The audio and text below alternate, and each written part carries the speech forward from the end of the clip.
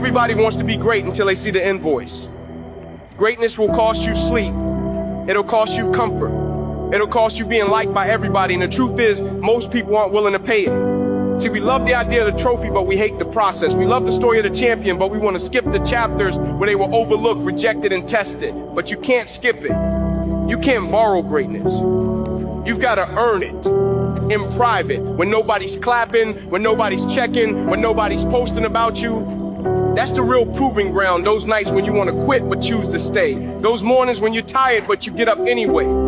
Every rep you push, when it doesn't feel worth it, that's when you're making the down payment on your dream. And when the day comes, when you finally walk into that moment you've been fighting for, it won't be luck, it won't be magic, it won't be coincidence.